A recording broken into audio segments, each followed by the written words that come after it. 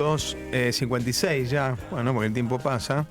Y está bien dicho González, él es Manu González Granada, está con nosotros. Ya les conté un poco la historia para los que se quedan afuera, hay muchos que ya lo conocen. Manu, bienvenido. ¿Cómo estás? Gracias, Jay. Bien, muy bien. La verdad, un placer tu visita. Bueno, gracias. No sé, para esperar que terminemos. Claro, pues terminamos, viste. Llegué hace un minuto. Termina un quilombo esto. Sí. Bueno, acá en la radio cada media hora hay noticias, por lo tanto en 4 minutos nos van a interrumpir. La M es así. Está bien. Pero básicamente lo que contábamos recién, tu historia, sos el nieto restituido número 57. 57. Es decir, vos conocés tu verdadera identidad hace cuánto tiempo, Manu. Y ahora tengo que hacer cuentas, hace 26, 27 años. 27 años. Sí. Este café que trajeron es para vos, ¿no? Entiendo que sí. Sí, es para vos, es para vos. Sí. Corrió. Está. Sí, disfrútalo. Bueno, bien. Pero te lo pusieron a vos. Subiste, Subiste un poco el mic, ahí está. Sí, ahí está. Bueno. 27 años. 27 años. Sí. 27 años, tu nombre por supuesto Emanuel, pero viviste ¿cuántos años bajo el nombre de...? Claudio Novoa. Claudio Novoa. Durante 20 años. 20 años fuiste Claudio Novoa. Sí. Hasta que... ¿Cómo fue? Y hasta que un día, como cualquier otro de ese momento, en el que yo no estaba esperando nada en particular, tocaron la puerta de mi casa, donde yo vivía en ese momento, y bueno, era un señor que era uno de los miembros del equipo argentino de antropología forense, que habían tomado parte de la investigación que habían empezado las abuelas de Plaza de Mayo en su momento, buscando a algunos bebés, digo algunos porque en este caso tenía que ver con un grupo de mujeres embarazadas o operativos donde habían quedado bebés. Entonces estaban mirando eso en particular y bueno, habían encontrado un episodio en San Nicolás, un operativo en San Nicolás donde habían asesinado a toda una familia, una mamá, un papá y a sus 2 niños de 3 y 5 años, y a una mujer de 23 años que tenía un bebé de 5 meses. O sea, esas 6 personas en una casa fueron, las víctimas de ese ataque de las fuerzas conjuntas, porque fue el ejército, la Policía Federal, la Policía Bonaerense. A las 6 de la mañana destruyeron esa casa en San Nicolás, en la ciudad de San Nicolás, al norte de la provincia de Buenos Aires. Las consecuencias de ese ataque es que ahí asesinaron a toda esa familia, a mi mamá de 23 años y yo que tenía 5 meses, fui el único sobreviviente de ese operativo. Porque tu mamá te resguardó. Mi mamá me puso adentro de un placar en la misma habitación donde estaba ella, digamos. Estábamos en la parte de delante de la casa nosotros, y si bien entraron muchas balas por la ventana, y además, bueno, la pared del placar del lado de atrás se voló una parte porque tiraron una granada para entrar a la casa y volar la puerta, digamos. Todo que fue muy así, como uno ve en una película cómo se destruye una casa y muchas vidas, sí. Así. Y bueno, nada, volviendo al inicio de lo que me preguntabas, llegaron a mi casa porque supieron de todo ese operativo, se fueron hasta San Nicolás, encontraron ahí la casa, los vecinos, que todos recordaban lo que había pasado 20 años antes, lo tenían muy vivido porque nadie había vivido algo así. O sea, no. De repente todos se acordaban exactamente dónde estaban. Yo me estaba levantando, yo puse a mis hijos abajo de la cama, se subieron arriba del techo de mi casa, todos tenían desde algún lugar distinto el recuerdo y la mirada de lo que pudieron ver de lo que pasó, y sobre todo cuando terminó todo y se fue toda esta banda de asesinos, la casa, cómo había quedado la casa, y obviamente las consecuencias de ese quíntuple asesinato, ¿no? Entonces, eso los llevó a esa casa primero, después al hospital, porque a todos nos sacaron y nos llevaron al hospital. Yo llegué con vida, y María Eugenia, la nena de 5 años, también llegó con vida, pero murió en el hospital, no la pudieron salvar. Estábamos con muchos problemas para respirar porque habían tirado muchos gases lacrimógenos también. Entonces, a ella la termina, y a Fernando, el nene, los terminas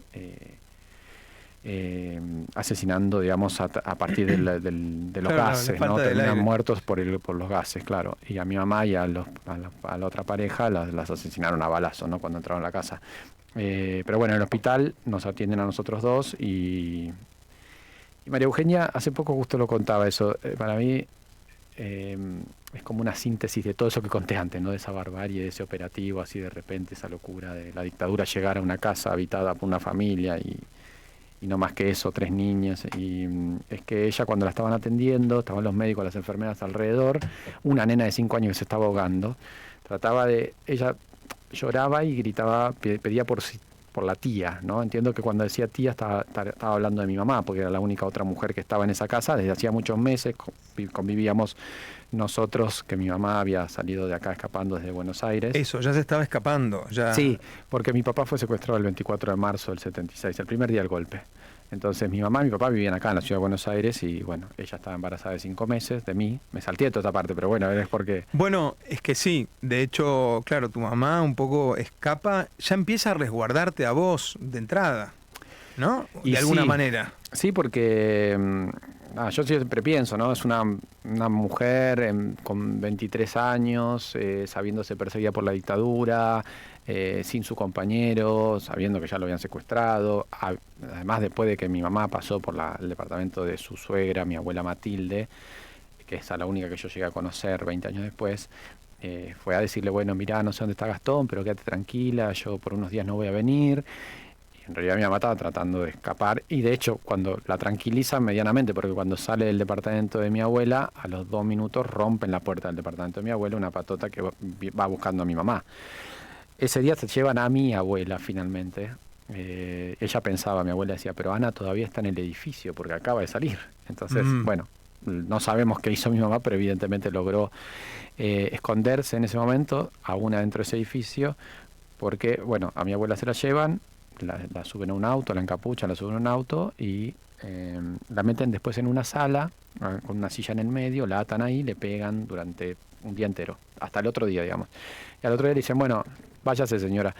Y ella dice, pero ¿cómo me voy a ir si no sé ni dónde estoy? No tengo plata para viajar, nada, salga. Y cuando sale, estaba a pocas cuadras en una comisaría acá en Palermo,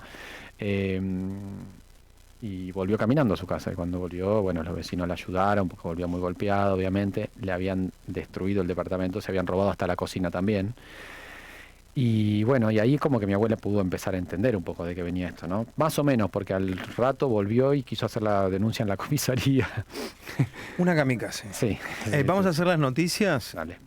Y seguimos. Bueno. Es impresionante porque de tantas veces que contaste la historia, parece que la estás contando por primera vez. Vamos a las noticias, dale. Splendid 990, servicio de noticias. En pocos minutos, todo lo que tenés que saber. Cuatro de la tarde y 3 minutos en toda la República Argentina. En la ciudad de Buenos Aires la temperatura 21 grados 6 décimas, humedad 69%. Revés para Alberto Fernández. La justicia ratificó que el expresidente debe darle el 30% de su jubilación de privilegio a Fabiola Yáñez para los alimentos de su hijo en común. La medida es de carácter provisorio hasta que se resuelva la demanda iniciada por la ex primera dama por los gastos de manutención. Diputados buscan modificar la ley de ludopatía. Desde el Congreso informa Manuel Casado. La diputada del PRO, Silvana Giudici, criticó el dictamen de mayoría en la sesión de la Cámara Baja, donde se trata el proyecto sobre la regulación de juegos de azar y apuestas online. Según la legisladora del bloque amarillo, las regulaciones incluidas en la iniciativa de la coalición cívica traerá consecuencias negativas. Defendió su propio proyecto de prevención contra la ludopatía, que obtuvo dictamen de minoría, y explicó las siguientes razones. Lo que estamos tratando de impulsar es el sentido común. Miren, el dictamen de mayoría prohíbe el uso de billeteras a los jóvenes, el uso de billeteras virtuales a los jóvenes, y prohíbe a los mayores el uso de tarjeta de crédito o el límite de extracciones a las tarjetas de débito. Cuando uno trata de reglamentar en cuestiones que ya están escritas por la regulación del Banco Central de la República Argentina y se mete con la libertad de consumo de los mayores y en este caso de los menores, porque van a leer bien después, lo vamos a particular, en el dictamen en particular les vamos a señalar por qué decimos que hay un error cuando tocan el tema de billeteras virtuales, donde piden que los menores no tengan acceso a las billeteras virtuales. No, señores, lo que hay que modificar es la tecnología. Informó Manuel Casado desde el Congreso de la Nación para Radio Splendid 990, servicio de noticias. Rusia advierte a Estados Unidos. El Ministerio de Asuntos Exteriores del Kremlin afirmó que si el país norteamericano coloca misiles en Japón, eso marcaría una amenaza para los rusos, por lo que deberían tomar medidas en consecuencia. Deportes. Críticas a Franco Colapinto. El ex jefe del equipo de la escudería Haas insinuó que el ruido generado en torno al piloto argentino parece haber hecho mella en su rendimiento y aseguró que ha hecho un montón de basura y para Williams es lo último que necesitan. Cielo mayormente nublado en la ciudad de Buenos Aires, la temperatura 21 grados 6 décimas y la humedad 69%. Todo el tiempo. Splendid 990. Servicio de noticias.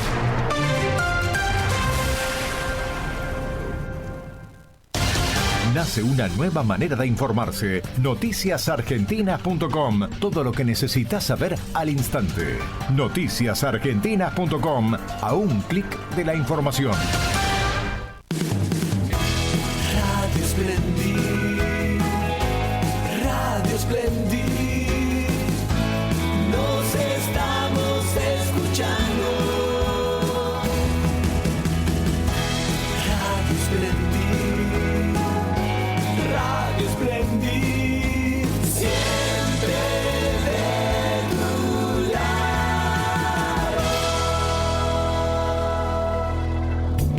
En las tardes de Splendid 990, escuchás a Jay Mamón, un programón. Qué chiste boludo. ¿No tenés otra rima? Jay 990. Estás en Splendid.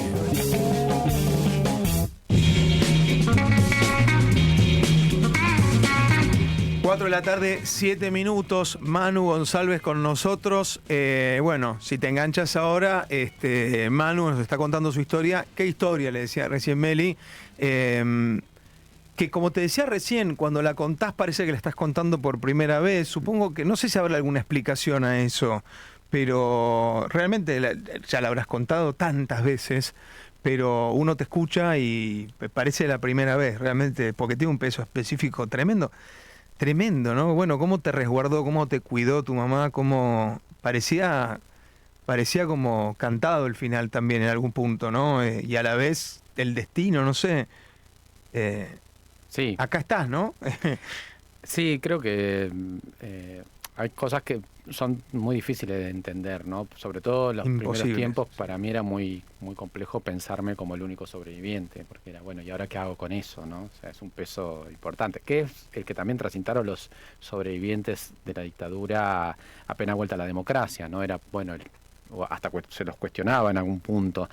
Yo no me hacía ese cuestionamiento, sino más bien porque era un bebé y no tenía otra cosa que explicar, claro, que algo acá, alguien hizo algo para esto, ¿no? El destino el por sucedió. Qué, el para qué, claro. Claro, era el para qué. Y el para qué también era muy incómodo porque en ese momento había impunidad, no había nada que hacer más que, bueno, empezar a aprender esta historia. En mi caso, con la restitución de la identidad, es eso, ¿no? Es ir transitando tu historia, aprendiéndola, incorporándola. Sentirte y creerte hijo de esa historia, porque yo no tenía nada que ver con eso. Entonces de repente era hijo de esta increíble mujer que con 23 años se bancó la persecución, estando sola, me parió, no sé dónde, porque todavía no sé dónde nací, entiendo que entré en Buenos Aires o en la zona norte, porque es donde supe que estuvo durante todo ese tiempo. Y después en el momento final, que ya sabía, porque no había otro destino, si estaban haciendo lo que estaban haciendo con ese ataque a esa casa, volándole las puertas, las ventanas, bueno, protegerme, meterme dentro de ese placar, que fue lo que básicamente me cuidó bastante del tema de la inhalación de los gases, aunque me alcanzaron igual y tuve muchos problemas varios días. Qué mujer, me salvó, me salvó, me dio la vida y me la salvó. Sí, y te la dio de nuevo, ¿no? Tal cual. Y muchas veces uno piensa, bueno, ¿qué haces con eso, no? Y yo creo que después con eso hice muchas cosas. Sigo haciendo cosas. Sí, estás haciendo. Sigo haciendo cosas. Contá, por favor. Pero un día, me parece que uno de los días donde más sentido le encontré a, bueno, para esto, fue cuando, muchos años después, en el año 2012, llegó el juicio por todo este operativo que conté antes, de la calle Juan B. Justo en San Nicolás. Y bueno, yo declaré, y la verdad que fue muy, muy movilizante, muy imponente, eso como relato de una historia, ¿no? Porque yo entré a declarar a la sala del juicio y me senté, estaba más cerca de los jefes del operativo, que fueron los que estaban enjuiciados, que del resto de la sala, pero por una distribución que hubo que hacer, porque en realidad yo declaré mi declaración se tomó en San Nicolás y adecuaron el Consejo Deliberante de San Nicolás por pedido de los compañeros de esa zona, de la Mesa de la Memoria de San Nicolás. El juicio siempre fue en Rosario, salvo el día que declaré yo. Cuando declaré yo, pidieron en San Nicolás que se haga ahí. De hecho, hoy es el Día de la Memoria para San Nicolás, el 19 de noviembre, que es la fecha de ese operativo, ¿no? ¿En serio? Claro, entonces, bueno, como una cuestión simbólica de memoria para esa ciudad y demás, cuando yo declaré, el Tribunal de Rosario se trasladó a San Nicolás. Entonces adecuaron el Consejo Deliberante para eso, no era una sala de juicio normal. Y me tocó sentarme, así como estamos nosotros, muy cerca, a 1 metro de los que eran los jefes de ese operativo. Así que ahí también, cuando entré y vi esa escena, como que dije, bueno, hay muchas otras cosas por las que tuvo sentido haber sobrevivido, pero esta es una de ellas, ¿no? Es uno de los hitos de esta historia. O sea, sentarme ahí, había sido un bebé que milagrosamente queda vivo, cuando esos tipos querían que nadie quede vivo, ¿no? Pero esa condición de bebé también fue algo que les interesó, porque durante 4 meses que yo estuve en el área de maternidad del hospital de San Nicolás, que estaba a 10 cuadras de esta casa de la calle Juan B. Justo, me venían a visitar algunos miembros de las fuerzas que querían quedarse conmigo, ¿no? Como fue la apropiación de niños durante la dictadura, yo era uno de esos que era bárbaro porque tenía 5 meses. Ya podía eras crecer. un trofeo. Exacto, un trofeo y un anhelo de algunos de ellos de convertirse en, ¿no? De que vos seas parte de eso, de su... Yo creo que como de regodearse de una especie de victoria permanente, ¿no? Porque si vos odiaste tanto a una persona como para secuestrarla, torturarla, violarla, desaparecerla, ¿por qué te quedás con sus hijos? Qué bárbaro eso, ¿eh? Eso es un experimento atroz, pero bueno, sucedió. Y entonces cuando yo ese día que tuve que ir a declarar, vi esa escena ahí, con ellos ahí, que era la primera vez que los tenía así, bueno, también lo dije de alguna manera, ¿no? Que creo que ninguno de nosotros hubiésemos imaginado que esto iba a llegar, ni ellos en ese momento, que eran los dueños de la vida y de la muerte, y que circunstancialmente alguien quedó vivo, era ese bebé, ahora ese bebé estaba sentado ahí, había sido querellante durante muchos años, costó mucho tiempo llegar a ese juicio. Entonces yo hice muchos años un trabajo de búsqueda de testigos, de los vecinos, de documentación, para llevarlos a juicio, ¿no? Y cuando llegó ese día, bueno, y después la sentencia, porque fueron todos condenados, bueno, ahí también fue como bueno, para esto, entonces, haber sobrevivido yo, porque también en un momento uno se pregunta, ¿por qué yo sí y no María Eugenia, no mi mamá, no alguno de todos los otros, ¿no? O sea, ser el único es un tema que te interpela. Sí, pero a la vez también tenés un rol muy activo, más allá de tu historia personal, porque te interpeló también en función de todo, porque no se trata únicamente de ustedes como nietos, sino de todas las familias, porque había una familia que te estaba buscando durante años, ¿no? Sí, por eso es, en realidad, eso también grafica lo que decís, el año de la dictadura, y cuando se habla de si son 30.000, no son 30.000, dicen, ¿sí ¿en serio quieren hacer la cuenta? O sea, porque cada desaparecido son ¿cuántas personas te quieren a vos en tu vida? Si vos desapareces, por supuesto vos sos el primero, sí, pero toda la gente que te conoció, toda la gente que transitó tu vida hasta ese momento, va a quedar dañada para siempre, porque no es lo mismo que te mueras a que te desaparezcan. Desaparecer a un ser querido te impide hacer el duelo. Entonces hay un montón de gente que aún hoy, como las madres y las abuelas que se están muriendo, hace más de 40 años que padecen eso, ¿no? La desaparición de su hijo, de su hija, la búsqueda de un nieto, una nieta. Entonces, las desapariciones dañan a una sociedad toda en su conjunto, si querés. Por ahí alguno piensa que no le tocó, que bueno, que no es así. A mí no me hizo nada esto, pero sí, la verdad que sí, porque si después no viene alguien como eso, ¿no? Como esos colectivos de los familiares, los sobrevivientes, las madres, las abuelas, que han puesto todo para que en este país eso no sea una posibilidad de vuelta, y piensen que la vuelta a la democracia, no estaba tan lejos que vuelva a haber un golpe, porque ahora estuve justo en Madrid y proyectaban Argentina 1985, que es un juicio histórico, pero después de ese juicio histórico, que fue el primero que comenzaba como vamos a juzgar los crímenes de la dictadura, no se pudo hacer más nada por 20 años, ¿no? O 16 años. ¿Por qué? Porque seguían presionando, ¿no? La familia militar y parte de la sociedad que veía como una solución eso, ¿no? La imposición de una dictadura de la fuerza.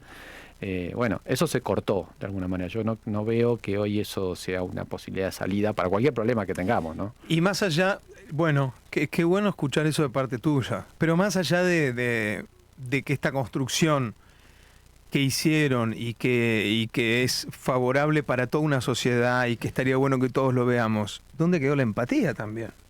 Porque digo, es ver al otro y decir, bueno, estoy con vos, no importa si a mí no me tocó. Sí, entiendo que, a ver, si vos repasás lo que hicieron otros países con historias similares, nosotros somos el país más empático de todos, si fuera por eso, porque verdaderamente construimos y llegamos muy lejos, ¿no? Con la interpelación de nuestra historia, el juzgamiento de ella y cómo la transmitimos a las nuevas generaciones.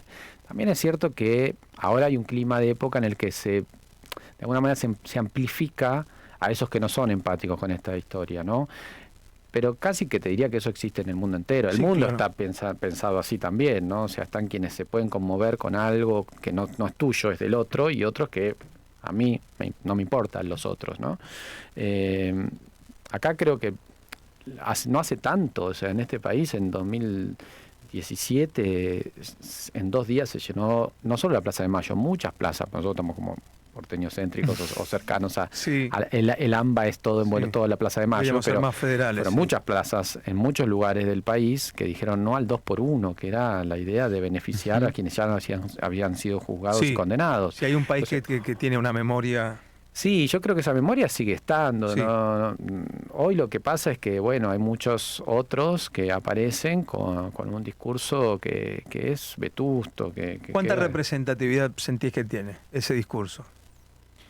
Bueno, yo, a ver, no dejo de sentirlo como algo muy incómodo. Lo siento ahora, cosa que antes no lo sentías. Antes no lo sentía. Pero sabías que estaba, porque hay gente que siempre está ahí cerca de esto, ¿no? Pero por ahí no había lugar para decirlo. Ahora está como habilitado a decirlo o a decir cualquier cosa. Eso es lo que cambió. Sí. Y eso cambió, y ese cambio, bueno, obviamente te incomoda, te pone en alerta, pero sigo pensando que incluso quienes hayan votado a alguien que ahora pueda amplificar esos discursos de odio, negacionismo, no son personas que estarían de acuerdo con el secuestro y desaparición de otros, ¿no? O sea...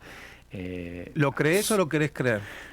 No, creo que son minoría, es una inmensa minoría la que puede pensar eso como algo para una sociedad, como algo posible para una sociedad, pero también es verdad que eso en algún punto lo tenés que así como cuando había otra posibilidad de hablar de esto y que todos creíamos que en este país estas discusiones no vuelven más, quedó claro, ¿no? La dictadura que perdió el miedo a juzgar a los milicos como se tuvo en los primeros años de la democracia, vio que eso estaba bien y que no pasa nada y que es consolidar las instituciones democráticas y por eso tenemos la democracia más larga de nuestra historia. Bueno, evidentemente no todos estaban dentro de esa lógica o de esa ola. Bueno, ahora puede haber otros que se suban a esta. Yo deseo que no sean tantos. Sí. Yo hace un rato decía que antes de que llegues, ¿no? Que todo esto traspasa lo partidario y porque, por ejemplo, tu historia, quiero ir a tu historia personal y hablaba de una infancia robada, de una historia robada, de una identidad robada y a la vez digo, ¿cómo hace una persona como vos para estar plantada desde un lugar apenas un poquito más te conozco, ¿no? Digamos, y siento por conocerte que no hay un atisbo de nada de odio, pero nada en tus palabras. Y por lo poco que contaste al aire, digo, uno podría estar cargado, digo, para salir, viste, a cagar a trompadas a cualquiera que se te cruce y te diga cualquier boludez, y no tenés nada de eso. ¿Hiciste algún trabajo o qué te pasó en la vida? Bueno, yo creo que una de las grandes posibilidades que me dio la vida ante una historia tan terrible como esta es ser de alguna manera cobijado, abrazado y con un amor inconmensurable de parte de quienes sí trabajaron para que yo sepa mi verdad, de una familia que me buscó, de las abuelas, ¿no? De la madre, los sobrevivientes que nunca pensaron en resolver esto como con una justicia ni con mano propia ni alternativa, porque uno de los grandes valores que tiene el proceso de memoria, verdad y justicia en Argentina es que se hizo dentro de la justicia ordinaria. Acá no hubo una justicia especial, ¿no? Para juzgar estos crímenes, no hubo un Nuremberg. O sea, nosotros nos bancamos todavía hoy, hay causas abiertas, todavía hay juicios que no han llegado, porque lo haces dentro de la justicia que también juzga el robo de un automotor, digamos. O sea, como bueno, con ese sistema judicial también se juzga esto. Y eso me parece un valor muy grande para un Bien. sistema democrático. Entonces, a mí, más allá de eso, creo que lo que me enseñó o lo que me permite no sentir odio es que yo veo el odio como lo que fue la dictadura, lo que hicieron estos tipos en esa casa, o lo que hicieron con mi papá y con tanta gente, y con este experimento atroz, como decía, de robarle la identidad a las personas, de mentirle hasta el día de hoy. Nosotros hoy buscamos todavía 300, por lo menos 300. 300 son los que sabemos que tenemos que encontrar todavía, pero hay más, porque 300, todo fue en la clandestinidad. Bueno, ahí está, perdona que te interrumpa, digo, el para qué, digo, y a eso me refería con tu participación activa, porque vos trabajás constantemente por la búsqueda, y ahí está la empatía con los demás, digo, más allá de tu historia personal, trabajás constantemente Sí, a la par. La historia me fue llevando a eso, digamos. Mi historia, digamos, mi búsqueda de esta, la restitución de la identidad, yo no pienso que empieza cuando, ni empieza ni termina solo cuando te dicen, bueno, acá está, hola, vos sos Manuel, no sos Claudio, tu familia está buscando y esta es tu historia. Es como el primer día que te tiran un par de titulares, después la historia es un montón. Perdón, porque yo después, bueno, nos fuimos a las noticias. Un día llegaron a tu casa y te tiraron todo ese... ¿En cuánto tiempo fue? Porque yo lo leí en una noticia, fue en un ratito te tiraron 3 o 4 máximas y se fueron y vos te quedaste ahí. Sí. Y bueno, y nada, fue un montón eso. Es un día muy difícil de poner en palabras porque yo durante muchos años había pensado que a mí me habían abandonado, ¿no? Porque yo sabía que yo tenía una adopción, que estaba muy mal, la adopción tenía muchas irregularidades, como se hacían en esa época. Sí. Algunos fuimos llevados de unas familias a otras con esa herramienta de la adopción y otros directamente inscriptos como hijos propios de quienes los criaron, ¿no? Pero en este caso, cuando yo crecí, tuve conciencia de la adopción, porque pues yo tenía un número de documento distinto al de mis amigos, mis compañeros de colegio. Yo tuve que ir al juzgado de San Nicolás cuando cambió el juez, porque el juez que después tomó ese juzgado dijo, acá esta adopción está hecha para la mierda, o sea, ¿qué pasa con este chico? Nunca mandaron visitadora social. Entonces el tipo tuvo que ordenar un poco eso y yo ya era un niño que entendía. Así que siempre, digo, tipo desde los 6 años más o menos yo sabía que era adoptado, que había sido adoptado, pero yo nunca más, nadie me dio explicaciones ni yo pregunté nada y crecí y más en la adolescencia pensando, bueno, esa familia me abandonó, no me querían, después pensaba, no, pero mi mamá y mi papá les debe haber pasado algo, capaz que murieron en un accidente, no es que no me quería sentir abandonado, ¿no? Claro, entonces justificaba. claro. Te hacías vos un montón de hipótesis. Claro, y cuando venía con esa, que estaba más o menos bien, porque acomodaba lo de mi mamá y mi papá, decía, sí, pero mis abuelos, mi tío, hijo de puta, nadie me quiso esa familia. ¿Entendés? Entonces otra vez me sentía abandonado y era una cagada. Entonces, ahí Igual preguntarle a tus padres adoptivos, no. No, sí, pregunté, lo que pasa es que me dijeron, yo no sé por qué. Entonces no tuve ninguna otra explicación. No sabían toda la historia eso, claro, no sabían toda la otra parte. Yo creo que una parte de la familia sí lo sabía.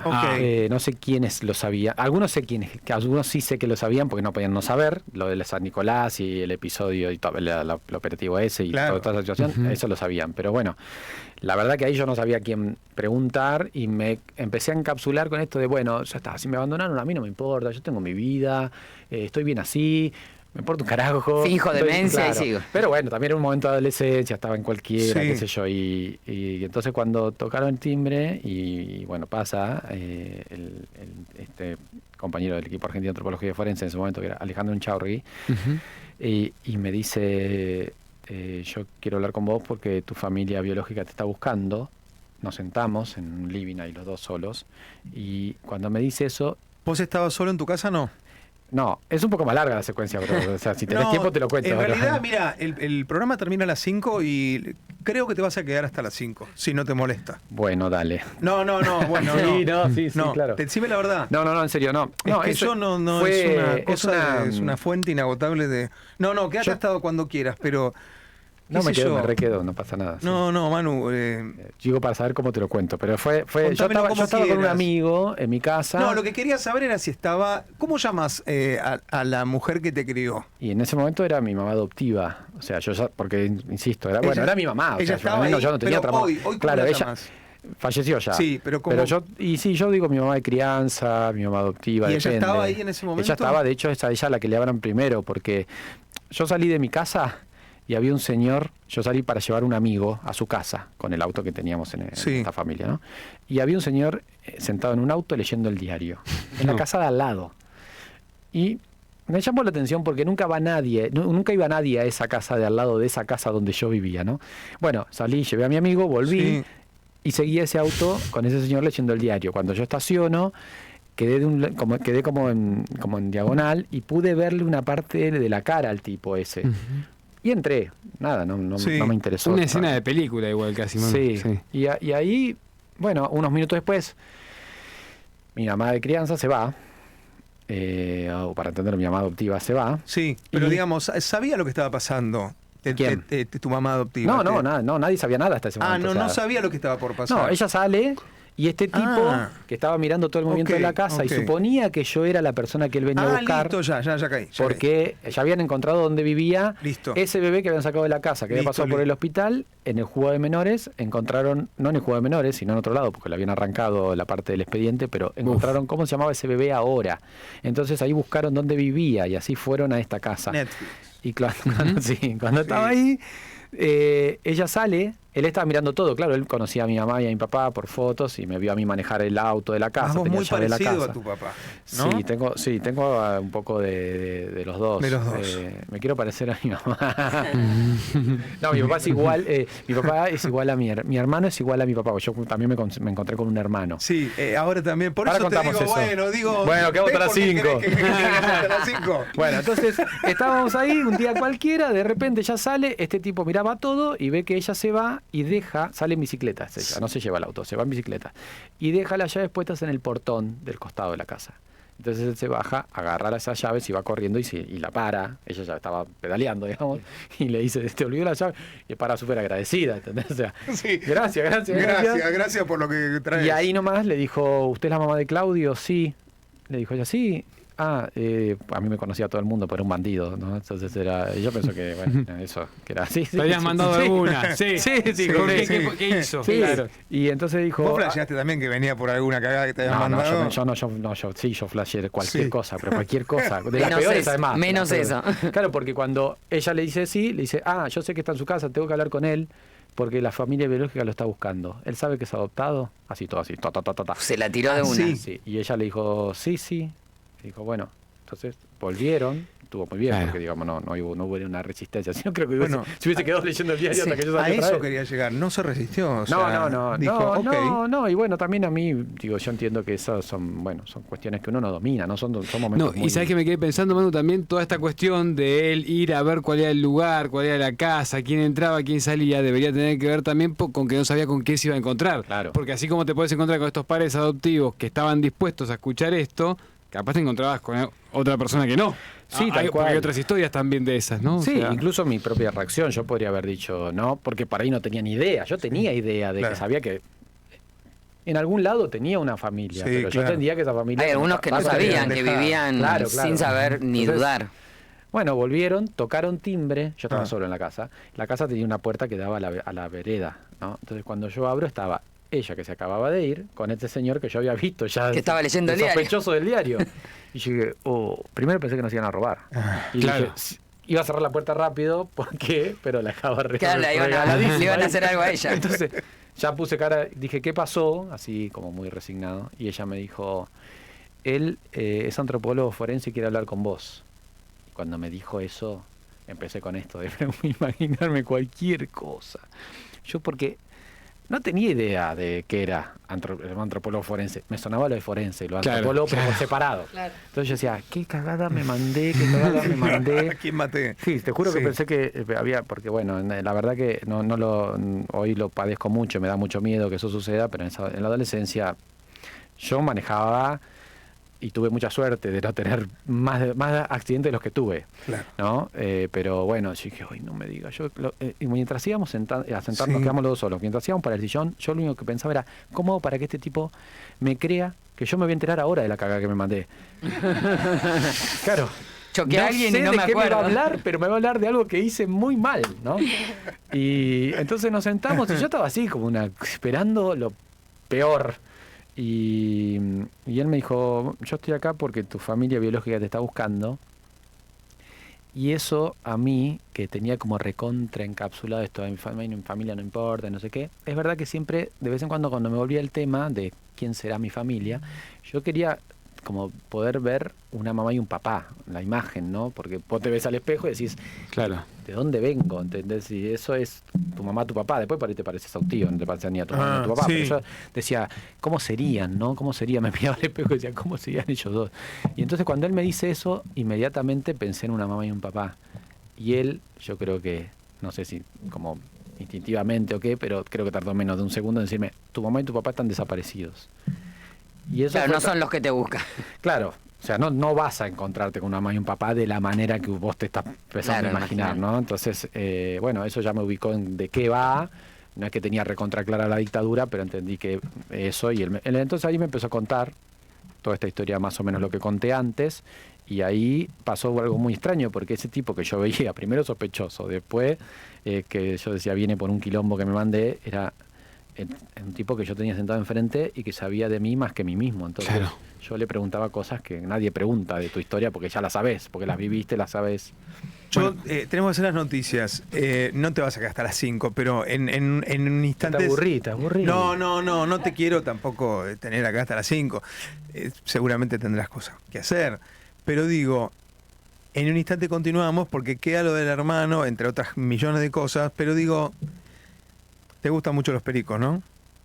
Sí, me gustan. Te gustan los pericos. Pero digo, él se encontró con un hermano también y se encontró que por algo le gustaban, bueno, porque los pericos son una bandaza, pero vos llegaste a hablar con tu hermano antes de saber que era tu hermano o no? ¿Llegaste a conectar con él? No. Estuvimos muy cerquita. Muy cerquita. Un lugar muy pequeño como este. Muy pequeño como este estudio. Sí. Cerca del bajista de los pericos que resultó ser su hermano. Bueno, en un toque vamos con esa nota de color, pero también con esta profundidad. Digo, más allá de que es una historia que lo tiene subyugado, digamos, que lo tiene en la sangre, en las venas y demás. Manuel es un tipo que la palabra y el micrófono me parece que, no sé, Dani Jiménez, si está escuchando, este es un hombre de radio, ¿eh? Para mí, no sé. En instantes seguimos con Manu González. Dale. Noticias. Splendid 990, servicio de noticias. En pocos minutos, todo lo que tenés que saber.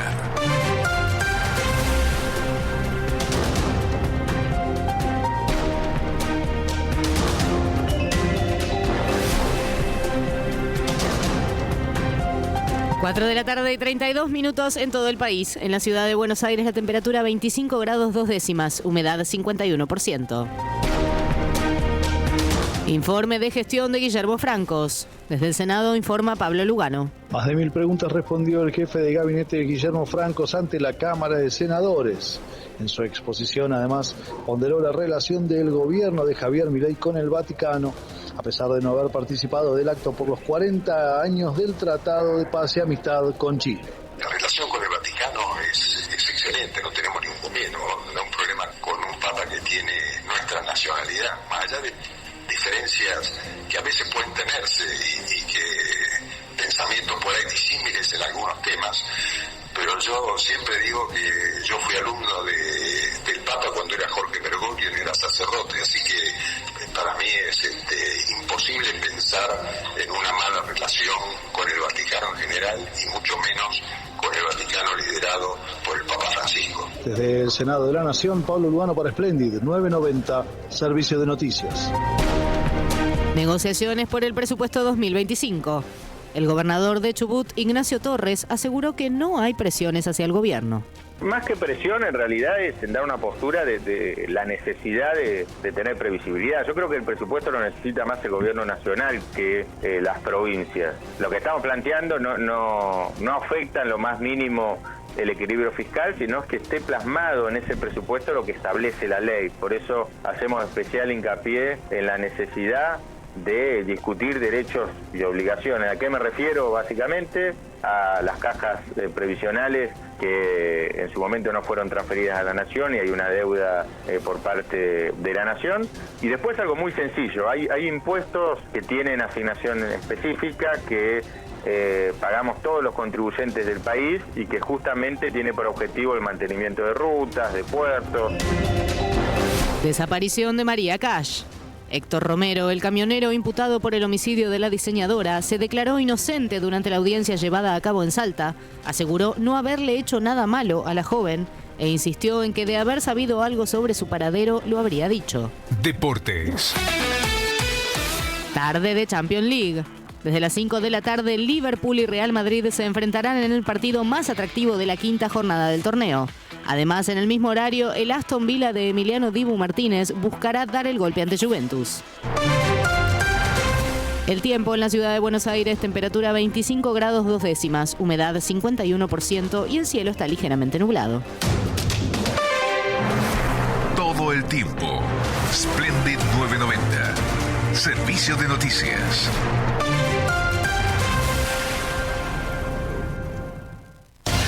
Nace una nueva manera de informarse. Noticiasargentinas.com. Todo lo que necesitas saber al instante. Noticiasargentinas.com. A un clic de la información. A Jay lo enchufamos a 990 y creamos un programa a pura energía. Esto es Jay 990. Jay 990. Tus tardes en Splendid.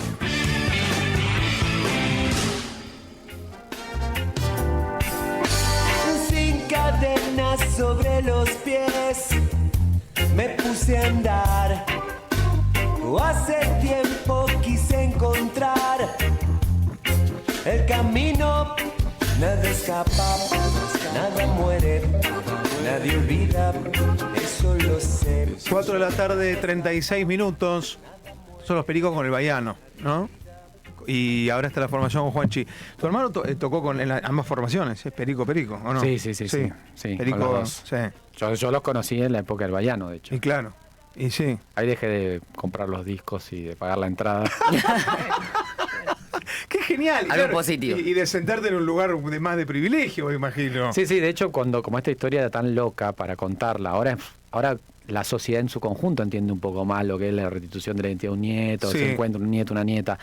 En fin de los 90 era como algo, todo era muy salvaje, muy crudo. Sí. Y mis amigos, que no tenían mucha idea tampoco de nada, o yo también, digo, de lo poco que nos decían en el colegio sobre la dictadura, algunos cuando yo traté de empezar a contarles esta historia, que sumaba esto de, y tengo un hermano, y es Gastón, el bajista de los Pericos, era como, no, dale, boludo, que yo no. Entonces, como lo más fácil que encontré fue un día fuimos a un lugar donde ellos tocaban, y ya estaban avisados de la banda que yo iba a ir con mis amigos, así que entramos y de repente entramos y entramos al camarín y nadie entendió una mierda. Y así se enteraron, digamos. Qué tremendo. Sí. Qué tremendo todo, Manu. Qué tremendo todo. ¿Cuántos nietos faltan? Porque, a ver, bueno, primero contame eso. ¿Cuántos faltan restituir? O sea, en el Banco Nacional de Datos Genéticos hoy hay representadas 300 familias. O sea, son familias que saben que su hija está embarazada, saben que nació en cautiverio ese nieto, nieta, sobrino, ¿no? Pues siempre hablamos de los nietos por las abuelas de Plaza de Mayo, pero es toda una familia la que son busca. familias. Entonces, las familias que están representadas son esas. Nosotros tenemos que por lo menos encontrar a 300 todavía, pero seguramente hay más, porque estos son los que se pudieron saber, ¿no? Sí. Además, esto obviamente lo podés explicar muchísimo mejor vos, pero además es una época en la que había un montón de irregularidades más allá de la historia, ¿no? En donde puede haber gente que desconoce su verdadera identidad, independientemente de la dictadura, independientemente de todo, ¿no es cierto? Digamos, hay gente que puede cuestionarse cosas y decir, che, me parece que algo me huele raro.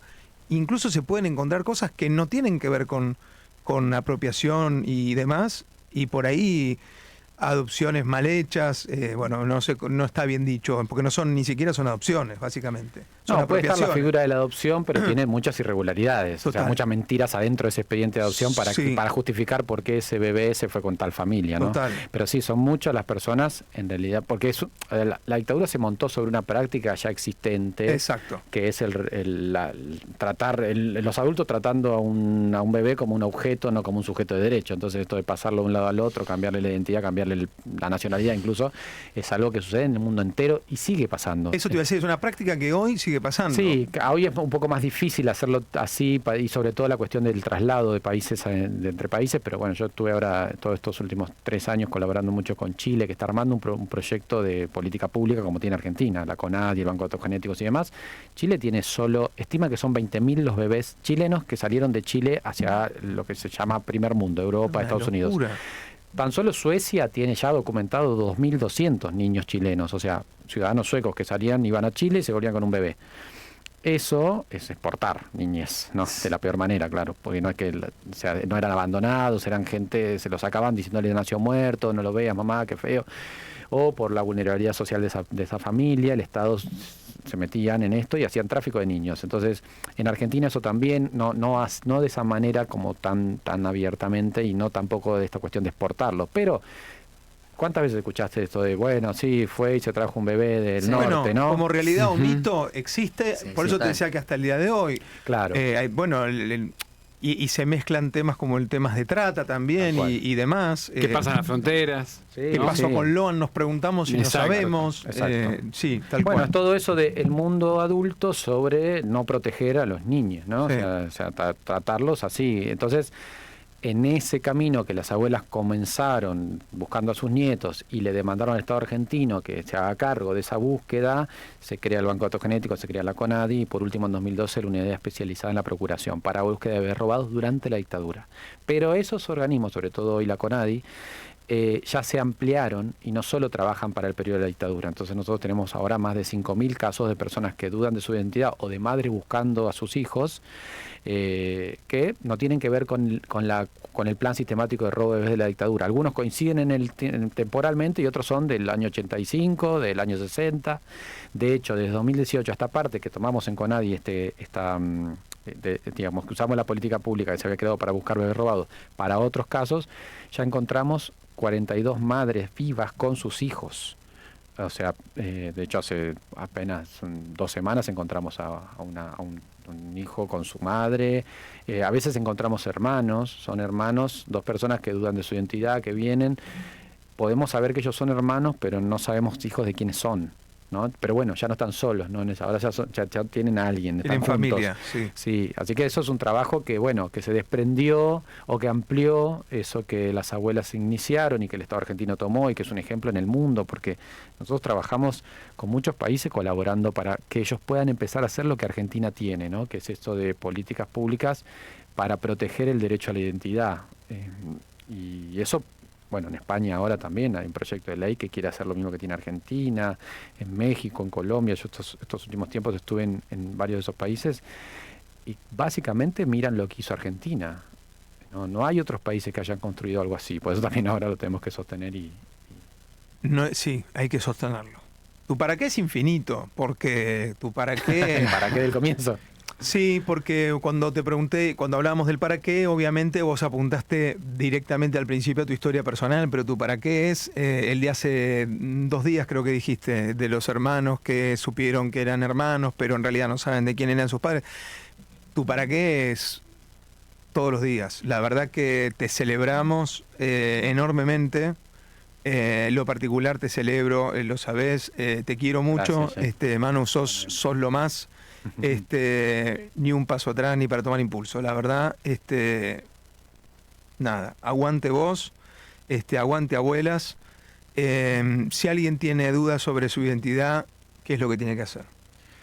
Bueno, tiene que animarse primero y saber. Hay muchos que no se animan, ¿no? Claro, hay muchos que todavía no. Entendemos que los que no vinieron, muchos es porque no se animan y otros porque verdaderamente no lo saben, no tienen ni idea. Entonces ahí es una interpelación a la sociedad toda, porque muchos de los nietos, nietas que hemos encontrado, o estos otros casos, incluso por fuera de la apropiación por parte de la dictadura, necesitaron de un otro, ¿no? Alguien que les dijo, che, mirá, algo que es evidente para alguien que lo ve de afuera, por ahí no lo es para vos, porque vos pensá que vos tenés que pensar como una posibilidad que quien es tu mamá, tu papá, tu familia te está mintiendo en algo tan esencial como tu origen, tu verdadera identidad. Eso es difícil de ponerlo como algo posible. Entonces, bueno, el que se anima a... Y más si naciste, perdón, en el 76, 77, no, yo nací en el 77 y en un momento cuando ves alguna publicidad, como que te mueve algo, igual yo soy idéntica a mi papá, pero, viste, no sé, como que te hacen una cosita, porque si naciste en el 77... A mí me parece que lo que hay que hacer es esto, humildemente, ¿no? Primero pensar en eso, en la franja de años. ¿Cuáles son los años? Desde el 70 y... Sí, desde el 75 tenemos algunos casos y bueno, hasta el final de la dictadura. Bueno. Esos son los que buscamos como bebés robados por el plan sistemático de robo de bebés, ¿no? Si naciste entre esos años, también cabe la posibilidad de que quienes te criaron no tengan idea. También cabe esa posibilidad. Entonces, liberá eso también. Liberá eso. Porque eso también, obviamente que ese es el peso que primero te ancla y que te hace rumiar y que te da miedo. Entonces, liberá eso, pero bueno, yo creo, no sé con quién hablaba una vez que decía, bueno, si fuéramos todos, está bien, no sé qué costo tiene eso, pero si fuéramos todos, encontramos a toda la familia. No, es que muchos dudan también, en esa época no había tanta foto y tanta cosa, pero bueno, también decís, no hay fotos, no sé qué, yo, toda mi familia tengo cosas que me indican que mi mamá era mi mamá y mi papá era mi papá, ponele, pero hay muchos que no. No, claramente. Sí, por eso todos esos ejercicios no están mal hacerlos y por eso digo también que yo creo que se perdió una gran oportunidad de cuando esa generación transitó la escuela secundaria, que no nos hablaron tan claramente de lo que había sido esto, ¿no? Eso es lo que vi en una de las notas, yo sé que hay que cerrar por eso, pero hay una de las notas que vi, que claro, que en la escuela nunca te hablaron de la dictadura. Por eso nunca te interpeló el tema, ¿no? ¿Es así? Sí, ni a mí ni a muchos otros, porque en esa época, en esa época no, hoy están los planes de estudio, hoy hay material para los jardines de infantes, hay un libro hermoso que se llama ¿Quién soy? No hay que ceder en nada. Que habla del robo de bebés, contado con historias reales, pero hechas cuentos para niños, ¿no? Entonces, hay un conocimiento de esta generación que se lo puede dar la escuela. A nosotros, nada, o sea, y ahí yo creo que si nos hubiesen dicho a toda esa generación, miren que durante la dictadura se robaron 500 bebés, alguno de ustedes podría ser, en mi división era yo, porque... Estaba cantado. Claro, o sea, sí. Y no por los pericos, pero estaba cantado. Tal cual. Entonces, pienso que, bueno, a muchos de los que no encontramos, ahí se perdió una gran oportunidad, por lo menos de empezar a decirles, pensá esto como una posibilidad para tu vida, claro, ¿no? Que te haga ruido. Y después, también con esto que decís que tienen que hacer, bueno, pueden entrar a la página de abuelas, es muy fácil encontrar qué tenés que hacer, o buscás la CONADI, la Comisión Nacional por el Derecho a la Identidad, o si estás en una provincia, la Secretaría de Derechos Humanos, hay una red enorme de gente que sabe cómo canalizar esa búsqueda que tenés que iniciar, pero sobre todo lo que tienen que hacer es, como decía, además de animarse, saber que con tantos años se ha construido un colchón hermoso que te ayuda mucho para transitar eso, que no es fácil. Claro. Y que en definitiva es mucho mejor dar ese paso, tratar de buscar una respuesta, aunque no la encuentres. Porque convivir con la posibilidad de que, y si eso era así y vos no haber hecho nada, es un peso mucho más grande. O sea, hacer todo lo que está a tu alcance te va a ayudar un montón. Con esto quiero cerrar. Esta es la última pregunta que te quiero hacer. Porque hay mucha gente que dice, por favor, porque y si el otro no quiere saber, y porque la vida es mucho mejor sin saber, y qué sé yo. Ya sé que en un minuto no se puede redondear este concepto, pero ¿en qué te cambió la vida saber? En todo, porque el saber es, saber que tiene que ver con saber tu identidad, que es tu origen y toda esa historia previa. Después es que vos qué haces con eso, cómo construís vos. Mientras vos no tengas esa verdad, lo que haces es estar parado sobre una enorme mentira que decidieron otros además, ¿no? Entonces, esto que dice, bueno, si no quieres saber, no, déjalo que sepa y que después con esa verdad haga lo que quiera. Y ahí decida. Gracias, Manu. Gracias a ustedes. Manu González pasaba por acá, nada más que agregar. Quédate con Jay Mamón.